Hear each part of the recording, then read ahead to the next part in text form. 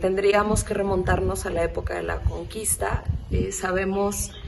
que gran parte de la población del centro de México en la época de la conquista, y que bueno, uno de los grandes aliados para la conquista de los territorios que después se llamaron Nueva España fueron precisamente las pestes que vienen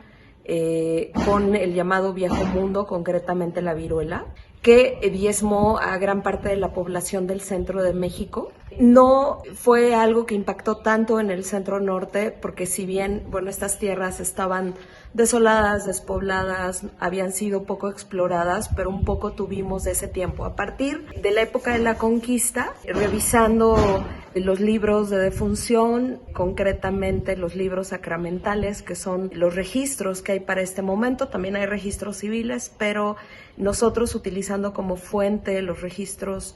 parroquiales, bueno, tenemos referencias importantes de pestes a lo largo, pestes, hambrunas, sequías a lo largo de los siglos XVII y XVIII.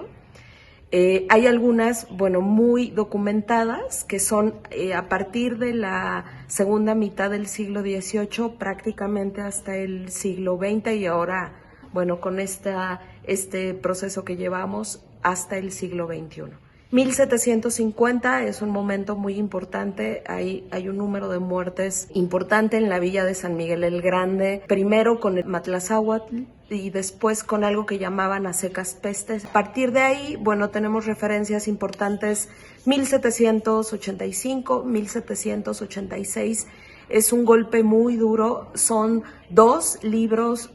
con un número considerable de fojas por frente y vuelta que se van a abrir como parte de estos registros por cada grupo étnico. Recordemos que los registros sacramentales están divididos por grupos étnicos y cada grupo étnico tiene destinado un libro. Pues para esta hambruna, sequía y peste que hubo entre 1785 y 1786, se tuvo la necesidad de abrir un segundo libro por cada grupo étnico, y eso nos habla de un número considerable de muertos. Posteriormente tendríamos pues todo el embate, todas las muertes, todo el hambre, toda la peste que ocasiona todo este ambiente que suscita la guerra del primer movimiento armado de lo que llamamos Independencia de México, el primer movimiento emancipador de la Nueva España. Y esto es una serie de momentos en los cuales se puede registrar enfermedad no inmediatamente en 1810, pero sí entre 1813 y 1815. 1813 es un año importante, es una coyuntura importante porque es cuando pega verdaderamente la guerra, independientemente del paso de los insurgentes en 1810, en septiembre de 1810, y de la llegada de los realistas en octubre de 1810, donde hay un ataque importante para la villa. Después viene 1813 con este impacto de la guerra, con este impacto de la enfermedad y del hambre. Y viene en 1813, se siente que, bueno, los campos se dejaron de trabajar, que la gente perdió toda esta dinámica social, que San Miguel perdió toda esta riqueza que le caracterizaba, y viene un panorama verdaderamente negro. Y es precisamente por eso que 1813 sea el primer momento o la primera visita de Jesús Nazareno de Atotonilco. Tenemos 2 visitas. Una en 1813 y otra en 1847. La primera por la guerra, el hambre y la peste que suscitó la guerra de independencia, y la segunda por la guerra contra Estados Unidos en 1847. Esta visita de Jesús Nazareno de Atotonilco implicó, bueno, un traslado del patrono del santuario, implicó además una visita de 40 días, una cuarentena, que se tuvo repartida entre los distintos templos de la ciudad, que además tuvieron ejercicios espirituales para hombres y mujeres en cada uno de ellos. En el intermedio, en 1823, sabemos por la historia oral y por la devoción de Cayetano de Vargas, si no me equivoco, de la visita del patrono de la preciosa sangre de Cristo, que es el Señor de la Columna,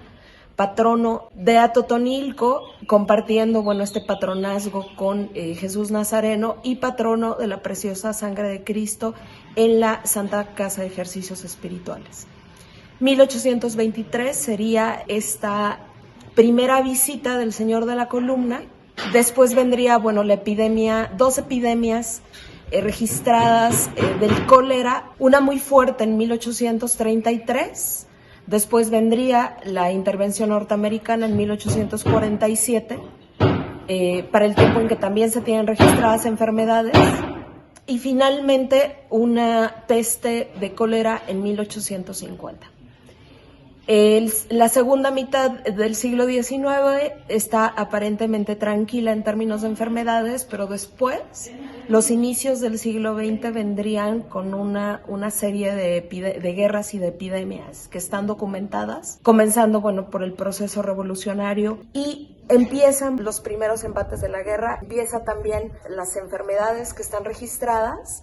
y tendríamos una referencia importante casi paralela a partir de 1916, de tifoidea exantémico, algo así es el nombre que se le da. A partir de 1916, posteriormente tendríamos la influenza, la llamada también peste bubónica,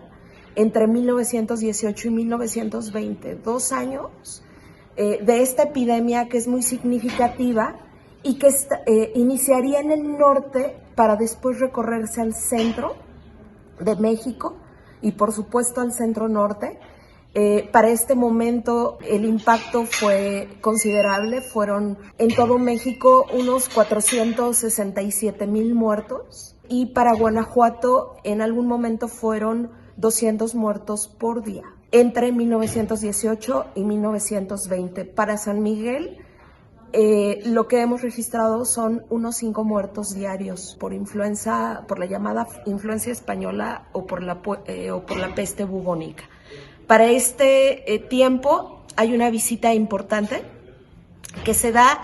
ciertamente en las mismas condiciones en que este año, tuvimos la visita del Señor de la Columna, porque hace justo 101 años vino en las mismas condiciones en que lo recibimos este año. Hay un documento muy importante que se resguarda en el Archivo General del municipio, y este documento fue un hallazgo del encargado del archivo, de Juan Antonio Patlán, quien lo compartió con su servidora y yo ahora lo comparto con ustedes. Es un documento muy interesante y para nosotros muy significativo porque es el primero que nosotros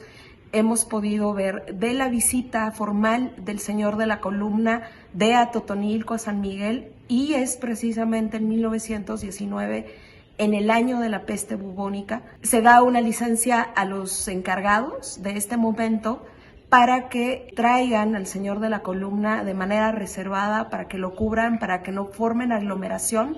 y para que de la misma manera se lleve su visita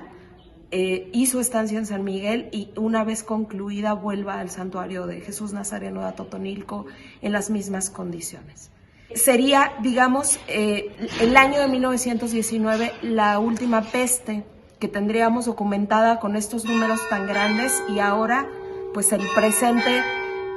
tendríamos este COVID-19 que tendríamos en algún momento que historiar también como parte de estas otras guerras que han afectado a la población de manera histórica a lo largo de los siglos.